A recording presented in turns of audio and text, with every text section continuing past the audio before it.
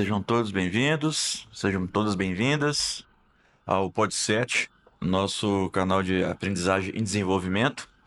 No episódio de hoje estamos com uma inovação da SET, sempre inovando, buscando ter novas tecnologias da área de energia. Então, para apresentar a temática hoje sobre manutenção e limpeza em parques solares, gestão ambiental, tem muita coisa boa e vou mostrar para vocês hoje quem vai falar com a gente. Seja bem-vindo, Carlos Marcondes, líder do projeto. Obrigado, Léo. Breno Perillo, gestor, sócio da SET e gestor da unidade em Jaíba. Seja bem-vindo, Breno. Obrigado, Léo. Então, eu gostaria de iniciar com vocês pensando um pouquinho na interpretação do nosso público sobre entrando nesse tema. Que muitas vezes, passando por estradas, a gente vê algumas mini fazendas, aqueles módulos, né? Que popularmente chamados de placa, o pessoal fica identificando, poxa, o que é aquilo ali, como que faz, né? Aquelas lineares, aquelas placas lineares, aquelas coisas gigantescas. E eu gostaria de entender um pouquinho mais como que a SESC trabalha com isso, assim, dentro do ponto de vista operacional, como que ela desenvolve esses serviços e o potencial que ela tem. Porque hoje o que nós estamos sabendo é que a SET tem uma operação para mais de 1.000 hectares de projetos de parques solares, né? Conta um pouquinho para a gente, Carlos, o contexto. Elas têm esses módulos, eles têm algumas células, assim, qual que é o sentido disso? Por que limpar esses módulos solares? Então, Léo, hoje a SET, né, ela atua aí tanto na questão da gestão ambiental, né, desses projetos, do início, lá desde o licenciamento, até a gestão de implantação e gestão de operação desses projetos, né? E também na manutenção, né? Que é um grande desafio, na manutenção, seja ela controle de vegetação ou a limpeza dos módulos, né? Hoje o que a gente vê, né, é uma energia limpa, né? É uma energia que está na moda, vamos dizer hoje, mas que tem grandes desafios, né, para os empreendedores. E a gente está tentando, está inovando e trazendo algumas, alguns equipamentos, né, mais modernos, tal, para conseguir fazer essa manutenção de forma eficiente, né? Então, igual você perguntou aí, qual que é a importância, por exemplo, da limpeza desses módulos, né? A gente sabe que a sujidade ela pode perder até 30%, dependendo do caso da geração, né? Então, por isso a importância da limpeza, né, desses módulos de maneira regular, né, cíclica, né, Breno? Isso.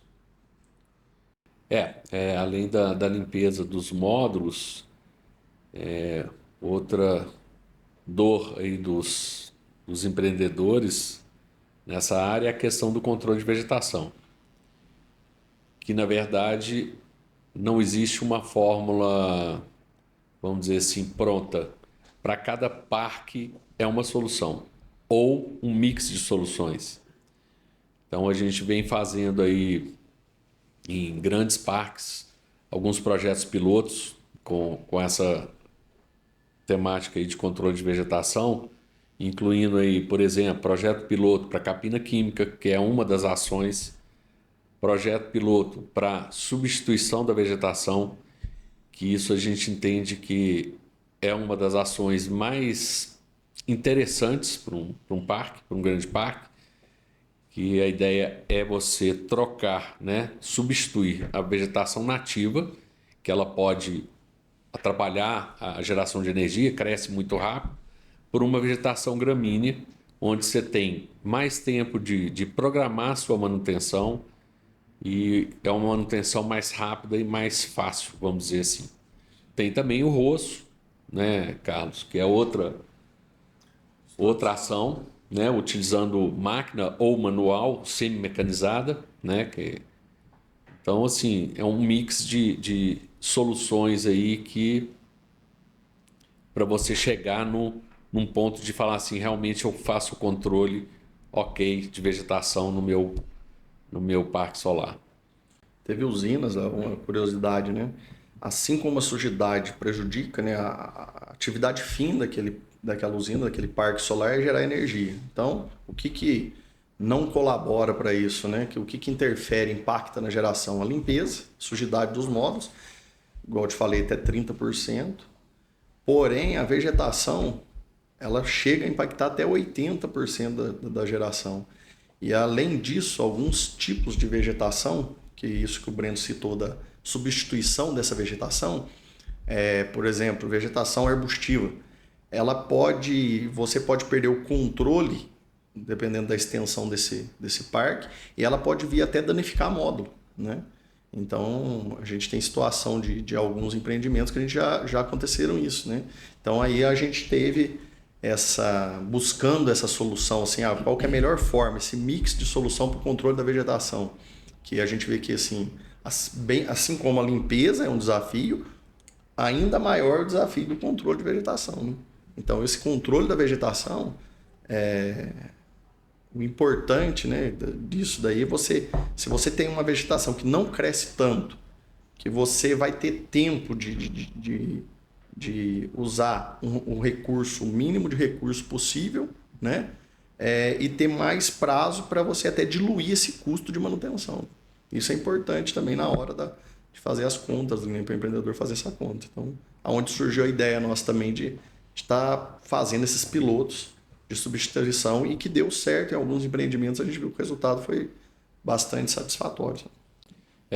Nós fizemos um piloto num grande parque fotovoltaico no norte de Minas, onde o resultado foi muito interessante. Então, assim, qual que é a ideia do piloto? Primeiro, a gente utiliza várias espécies de gramíneas para ver qual a espécie que melhor adapta àquela região e aquele tipo de solo.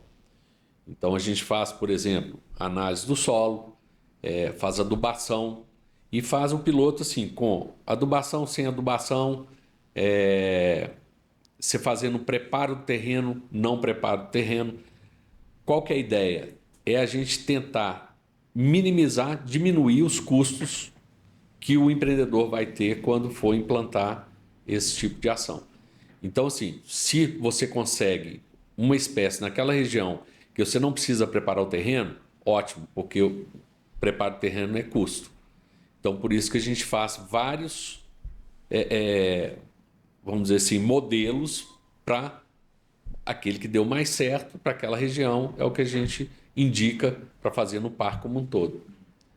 Então, assim, isso foi muito interessante, essa experiência que nós tivemos nesse parque lá, e é impressionante assim, o tanto que é efetivo, né, Carlos? E a vantagem, né, que eu vejo assim, a SET, por ser uma empresa de meio ambiente, né, também tem isso no DNA dela, ela acaba trazendo essa inovação também pensando no meio ambiente, né? Então, toda a nossa experiência com vegetação, com monitoramento de fauna, flora, a gente traz isso para propor essas soluções, né? Então, essa substituição de vegetação também, a gente sabe que é muito usado também nos PRADs, né, de linhas de transmissão.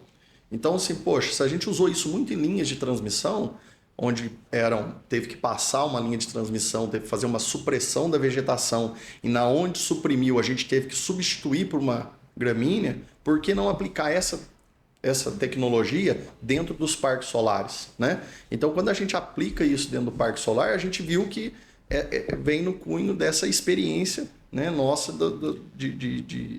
da área ambiental. Na mesma linha, né, a questão da limpeza dos módulos, né? Uma coisa que é importante, né, a gente salientar também, o mesmo gancho ambiental, né? A gente adquiriu, né, máquinas, né, da Alemanha, que chama SunBrush, né, onde essa máquina trouxe uma economia, né, de consumo de água em uma média que se gastavam lá de 5 litros por módulo no método tradicional para 800 ml por módulo, né? É lógico que esse consumo depende muito da sujidade, mas a gente vê que esse chega a ser 5 vezes menor. Então, o que é o grande gargalo, né? É você pegar um bem nobre, né, que é a água aí, e você, entre aspas, né, você vai pegar e lavar esses módulos, desperdiçando essa água. Então, o que a gente pensou também? A gente pensou, qual que seria um equipamento que consumiria o mínimo possível de água, né? E teria uma eficiência, além disso, né? Além da eficiência da questão ambiental, a gente também tem que ver a questão de microfissuras, de danificação, né? Desses módulos também, que é um equipamento que não irá danificar o módulo, não trará nenhum prejuízo, né? Para o cliente. E aí foi onde a gente chegou, estudando nesses equipamentos. E voltando nessa questão da água e da importância de você ter esse olhar para essa economia de água, geralmente os parques solares eles estão em áreas mais secas, mais quentes, né? Onde tem maior incidência de sol. Então, assim, geralmente nas regiões tem escassez de água. É outra questão que a gente tem que ter um olhar mais de perto para isso. Então, nós temos um desafio, então, da poeira, da sombra e do impacto, então, né, dentro do contexto geral, né? Se a vegetação crescer, ela dá sombra, não. Então, a eficiência, nós estamos buscando uma operação sustentável para dar eficiência para os módulos performarem, né? Performar da melhor forma possível, né? Dentro da especificação, né, do fabricante, né? Então, é importante também dizer que todas essas nossas tecnologias também, a gente estudou muito a especificação do fabricante, né? A especificação dos módulos. Então, em cima dessas especificações, a gente buscou equipamentos credenciados, né? Certificados pelos fabricantes dos módulos, principalmente no quesito de lavagem de módulo, né? E pensando nessa operação eficiente, conta um pouquinho para a gente, Breno, sobre aquele planejamento prévio antes de instalação, que eu acho que é interessante novos empreendimentos já terem essa visão, né, estratégica de como implementá-los pensando na operação. Os desafios que a gente já passou aí nesses parques que a gente atua, um grande desafio é a questão de infraestrutura do parque. O que seria a infraestrutura do parque? Quando a gente chega, geralmente, o parque ou está em implantação ou já implantado. Então, você tem ali valetas de drenagem, você tem a questão de se o parque foi terraplenado ou não, e outras questões que vamos chamar aqui de acessibilidade. Então, com isso, a gente vai depender da infraestrutura do parque, o quanto eu vou conseguir fazer a manutenção de forma mecanizada ou manual. Lembrando que a forma mecanizada é sempre mais econômica do que a manual. Mais segura, né? Também, né? Mais econômica e mais segura. Né? Com certeza. Porque é menos gente trabalhando e tal, então eu acho que é mais seguro também, com certeza. Então, em um determinado parque, grande parque, a gente vem fazendo esses trabalhos, a gente fez um mapeamento dessa acessibilidade. E com isso, a gente conseguiu, Carlos, quanto que era quando nós chegamos? Quantos porcentos eram mecanizados? Alguns parques que a gente foi fazendo esse estudo, né? A gente chegou em alguns parques que a gente tinha aí 50%, meio a meio de acessibilidade, com máquina e sem máquina. Quando a gente fez esse estudo, a gente detectou algumas áreas, né, que poderiam, com pequenas alterações, né, mudanças nessas áreas de drenagem, a gente conseguiu trazer isso para 75%, 80% em alguns casos, de forma mecanizada, né? Então, igual o Breno colocou, a gente tem condições também, né, de fazer esse diagnóstico antes da implantação. Sim. Porque tem parques que nós já atuamos ou visitamos até mesmo, que uma coisa que é importante também salientar é o quê? as canaletas de drenagem são de suma importância para a operação do parque. É necessário existir essas drenagens de forma que você não vai ter uma inundação, né, quando ocorrer o período chuvoso desses módulos. Então, isso tudo a engenharia fez o estudo e locou, né, de forma a atender a necessidade daquela usina. Porém, com pequenas mudanças, né, nessa estrutura de deslocamento, talvez um pouco, alguns metros para um lado ou para o outro, ou até mesmo alguns acessos pontes ou acessos para a gente entrar nessas ilhas, né, nessas áreas ilhadas que a gente chama, que são as áreas que estão contornadas por essas drenagens, isso daí facilita muito, né, a operacionalizar esse trabalho. E qual que é a dificuldade nossa que a gente está ali no campo executando? Muitas vezes é você adentrar e acessar essas áreas. E como o Breno disse, a mecanizada, a forma você usar equipamentos, seja trator, robô, se você não tem o acesso, fica muito difícil, né? Então isso, se você pensar com antecedência nisso, né, aí a gente consegue atuar e propor solução melhor. Se colocar dessa forma, a gente consegue fazer um estudo, um mapa, né, do parque, com os acessos, aonde que você vai conseguir acessar com máquina, onde você não vai conseguir, se você mudar isso aqui para cá, porque muitas vezes eles pensam, né, tem o CAPEX da obra, né, então o pessoal está muito focado ali, mas muito dificilmente quem constrói a usina é quem opera a usina, né? Então a gente vê muito isso, o pessoal pensa muito na construção do empreendimento e esquece que depois vai ter ali 25, 30 anos de operação desse empreendimento. Então isso é importante, por isso é importante pensar nesse momento, né? No projeto, a questão desses acessos. E aí eu já tenho o meu parque, já instalei, o que a gente pode oferecer? É fazer esse estudo, né? Através de mapeamento, com drone, com o pessoal. E propor, né, passagens estratégicas para você aumentar essa... E otimizar a sua produção mecanizada. Outro dado importante também, né, dessa questão do mapa de acessibilidade, né, quando a gente faz esse mapa, a gente consegue aumentar a produção, a praticabilidade daquele equipamento em campo, né?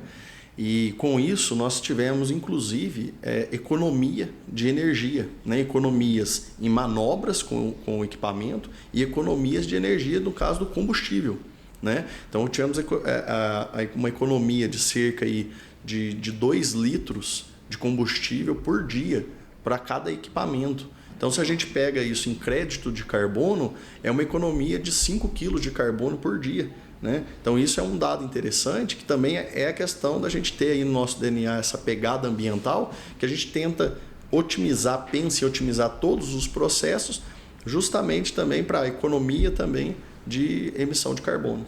Inclusive, cara, nós ganhamos um prêmio com isso, né? Teve um dos empreendedores que nós chegamos a ganhar aí um Kaizen, né? Com essa melhoria no processo, né?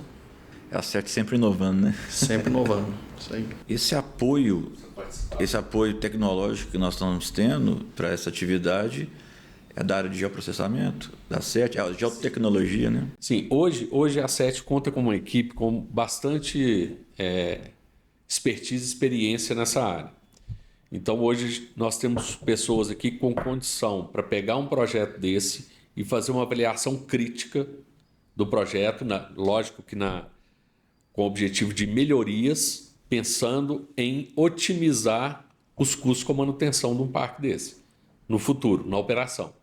Então, a gente tem um setor de geoprocessamento muito forte, gabaritado para isso, que vem fazendo esse mapeamento com a gente, e técnicos com experiência e senso crítico para avaliar e falar assim, olha, aqui a gente poderia colocar uma passagem, eu vou ganhar 10% de área mecanizada, por exemplo, para manutenção mecanizada. Então, isso aí é uma questão que a gente está com uma equipe bem gabaritada para isso. E essa infraestrutura operacional, Carlos, explica um pouquinho mais detalhado como que é o mecanizado, o manual, como que a equipe trabalha. É um robô, um trator? Como que o pessoal executa essa atividade? Então, hoje a mecanizada, a gente é aquela operação, né, que você tem o trator, né? Então, a produção que eu consigo, muitas vezes, a gente é muito, né, muito maior, até 20 vezes maior, do que com a semi-mecanizada ou a manual, né? Então, a mecanizada é sempre com um trator. A semi-mecanizada, isso tanto para a lavagem quanto para o roço. A semi-mecanizada, para roço, é a roçadeira convencional, costal, né? E para limpeza são os robôs que ainda eu preciso do operador, né? Embora tenha o robô que tá ali atuando, né? Uma escova rotativa que vai caminhando em cima do módulo, eu preciso, ela não é autônoma. Esses robôs a pessoa precisa ter ali 2 operadores para estar levando esse robô. E aí a manual em si mesmo, mecanizada, é a questão que você tem ali as caixas de passagem, que são áreas energizadas, que tem um alto risco ali, você não pode chegar com roçadeira próximo, né? Então a gente acaba fazendo essas áreas de área de passagem, área de string box, string inverter, dependendo da usina, é feito de forma manual com enxada mesmo. Então o pessoal tem que ir com a enxada fazendo isso. E na lavagem de módulo, a manual é com um escovão, né? Com uma escova, tipo essa mop pod aí, e com um jato de água, né? Que também a gente consegue fazer essa limpeza, né? Para ter esse ganho de consumo de energia. Uma coisa interessante, Léo, que a gente foi desenvolvendo ao longo dos trabalhos, né? Que no início, né? A gente usava a água com alta pressão. Então, na lavagem manual, a gente sempre usava bomba de alta pressão. Essa bomba de alta pressão, ela chegava, dependendo da sujidade, isso varia muito, mas até 5 litros por módulo. Nós fomos estudando mesmo metodologia, mesmo sistema, nessa manual a gente utiliza pessoas, né, com caminhonete, com caixa gradeada, né, caixa de água gradeada e uma motobomba. E a gente foi estudando isso, aprimorando e fazendo testes também, e a gente conseguiu, né, chegar num consumo muito próximo da manual, assim, mas da mecanizada, né, no caso do SunBrush, né? Então, fazendo o quê? A gente fez algumas modificações na forma de jogar a água, baixamos essa pressão, né, em cima dos módulos e nisso a gente conseguiu economizar bastante água também, sabe? Reduzindo aí para 2 litros, 1,5 litro por módulo, né? Então, esse é um dado importante também. Vou falar nisso, fala um pouquinho da produtividade também que nós conseguimos hoje na limpeza mecanizada e manual.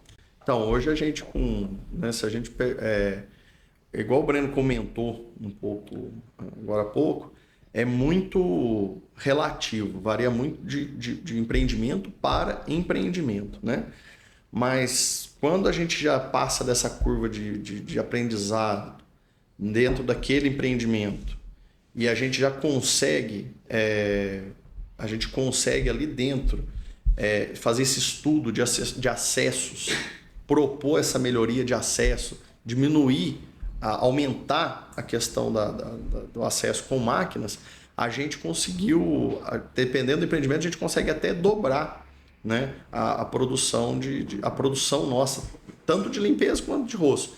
Falando de limpeza, a gente consegue, né, em determinados empreendimentos aí com 2 SunBrush e 2 equipes, vamos dizer assim, lavando, fazendo onde o trator não entra, uma produção de 20 mil módulos por dia.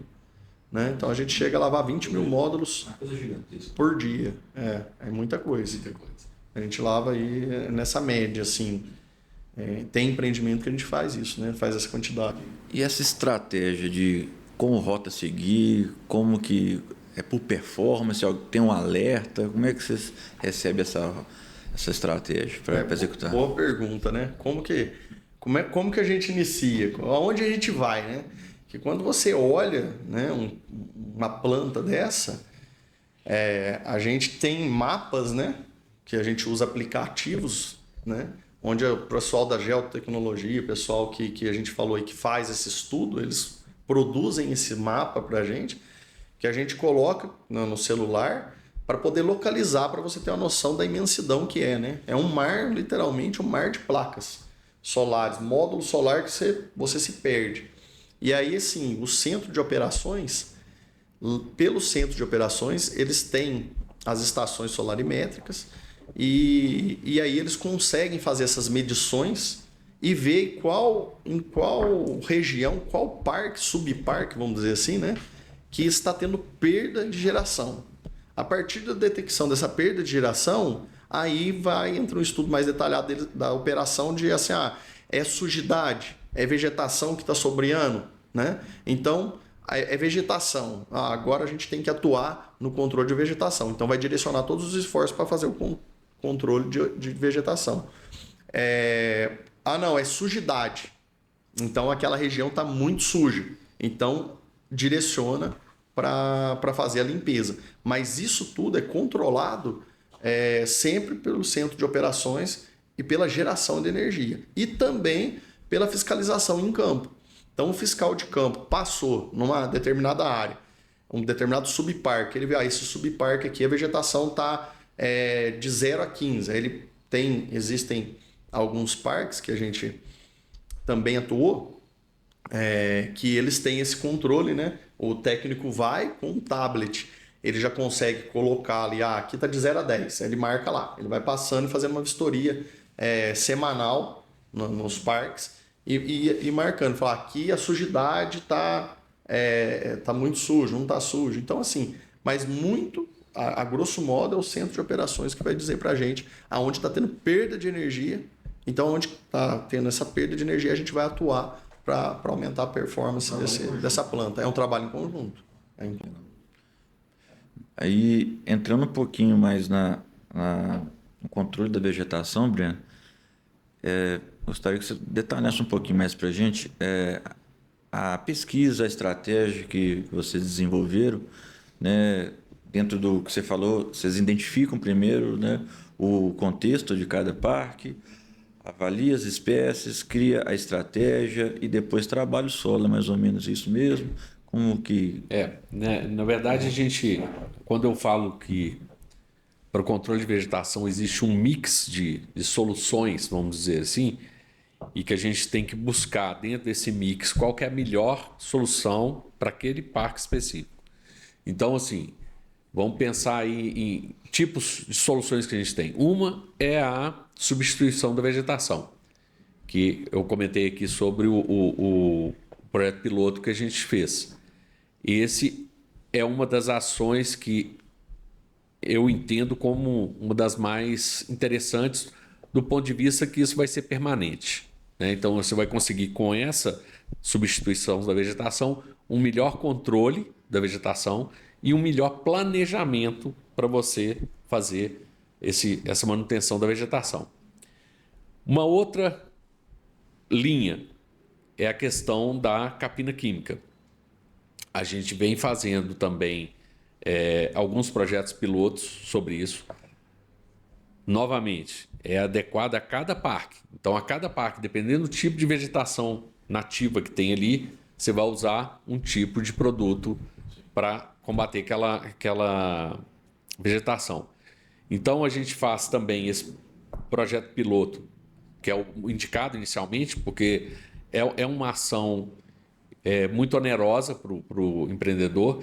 Então, o ideal é você escolher qual que é o mais efetivo, qual o produto mais efetivo para a gente combater aquela vegetação que está ali. Então, a gente faz o projeto piloto para essa indicação.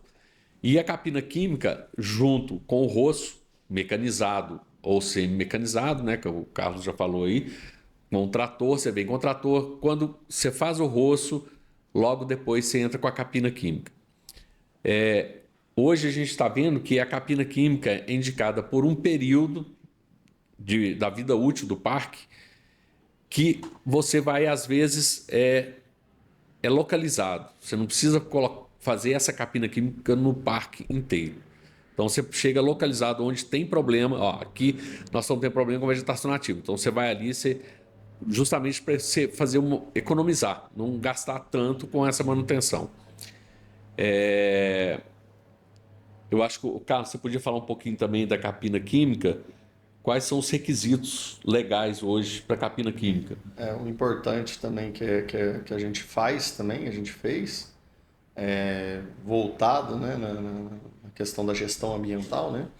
Nós fizemos também, escrevemos o programa, né, de controle de vegetação, onde tem todas essas metodologias e a capina química, né? Com o viés de já incluir isso no licenciamento do empreendimento. Porque é importantíssimo, além de ter isso na licença do empreendimento, você ter, né, essa autorização, que é de suma importância a gente retardar esse crescimento, né? Porque a gente está falando aí de plantas de 500 hectares, 900 hectares, 1.200 hectares, 3.000 hectares, né? Tem plantas aí com 3.000 hectares de módulo. Então, são áreas muito extensas que você precisa ter esse requisito legal ambiental, né? Para poder vincular isso no licenciamento do empreendimento e atuar de forma segura, né? Vamos dizer assim, ambiental, e também tem os quesitos de segurança do trabalho também. Então, normalmente, o que a gente vem utilizando hoje, né, nas plantas? São produtos, né, não agrícolas devidamente cadastrados no IBAMA.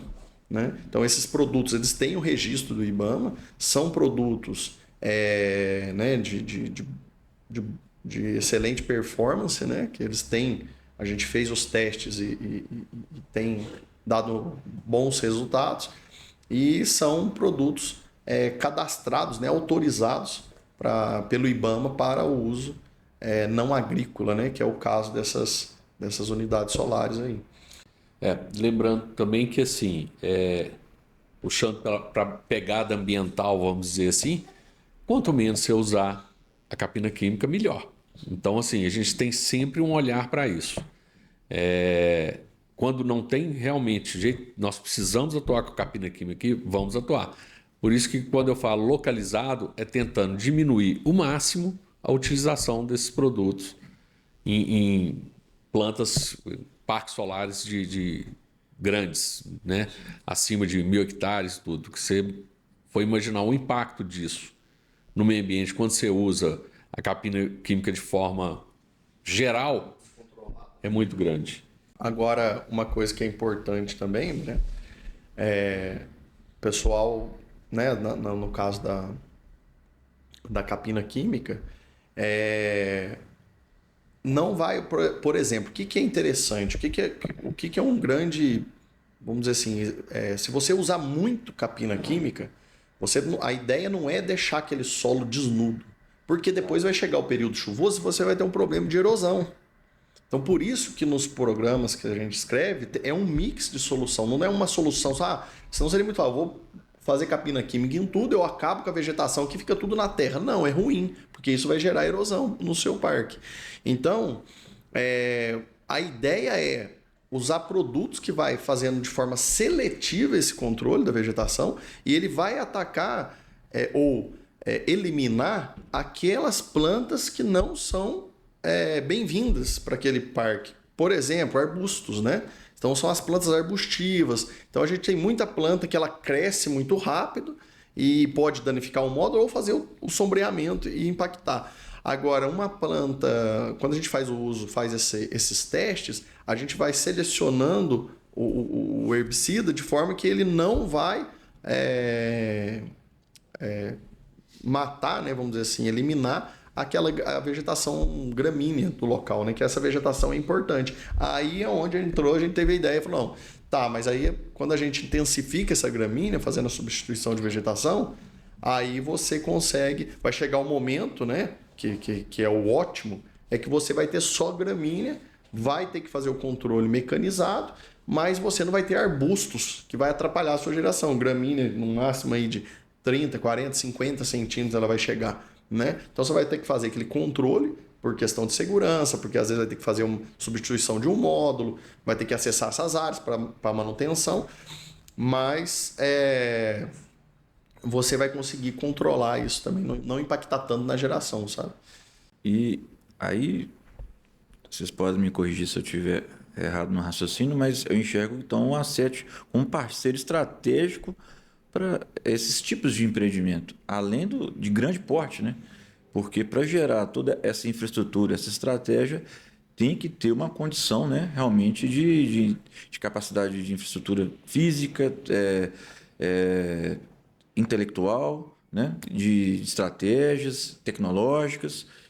E o mix que vocês estão falando é importante porque nós somos da área ambiental, assim, a nossa origem é da área ambiental. Então, toda essa preocupação, o OIM que a gente fala, né, operação, manutenção, vem acoplado com uma pegada ambiental, com a gestão ambiental que vocês citaram. Então, esse é o diferencial da Asset mesmo, né? Sem dúvida. Hoje a gente tem uma equipe multidisciplinar aqui que dá todo esse suporte, né? Então, quando a gente fala, por exemplo, de gestão ambiental, os parques solares do Brasil, geralmente o licenciamento ambiental é mais simplificado, mas, por outro lado, você tem que fazer o controle daquelas condicionantes que você tem. E, lógico, o que você puder melhorar em termos de sustentabilidade daquele parque, a gente está ali para apoiar. Como uma equipe multidisciplinar que o que precisar nessa área ambiental, nós temos pessoas gabaritadas para apoiar. Na parte também, né, dessa questão pensando junto, né, a sustentabilidade é justamente isso, né, a gente tem que andar junto à operação, né, hoje a gente está lá com a operação, meio ambiente, a segurança do trabalho também, né, então acho que quando todo mundo tá andando junto, né, tá falando a mesma língua, as coisas fluem melhor, os processos têm menos morosidade em fazer acontecer, né? E a gente, com certeza, eu vejo que a Asset tem um potencial, tem uma equipe gabaritada aí, né? Tem esse time que pode dar esse suporte aí, sim, para os empreendedores. Para quê? Para que eles geram mais energia, né? Afinal, o objetivo fim é o quê? Gerar energia e energia limpa, né? A energia renovável, isso que é interessante. E que mensagem que a gente pode passar, assim, Breno, direto ao ponto para os nossos clientes atuais e potenciais clientes? Qual é a mensagem que a Asset pode passar para eles? Bom, eu acho que primeiro, quem não conhece, vem conhecer a Asset, né? Vem conhecer a Asset e as possibilidades que a Asset pode proporcionar para que ele tenha um parque, como disse o Carlos, gerando energia com sustentabilidade. Eu acho que esse é o grande lance, que a gente tem condição de apoiar e fazer ações para que esse parque gere mais energia e uma energia com maior sustentabilidade. Acho que a grande mensagem é essa. Perfeito, gente. Queria agradecer. Eu acho que foi muito importante citar cada pontinho. Eu acho que se alguém tiver alguma dúvida, pode comentar lá embaixo nos comentários do YouTube, que a gente responde também nas nossas redes sociais. Podem ficar à vontade. Carlos, muito obrigado. Obrigado, Léo. Eu que agradeço o convite aí, né? Foi muito interessante, muito esclarecedor. Breno, muito obrigado pela oportunidade. Obrigado, Léo. Quem quer saber mais sobre a gente, entre nas redes sociais e acompanhe todos os nossos conteúdos. Até lá, abraço.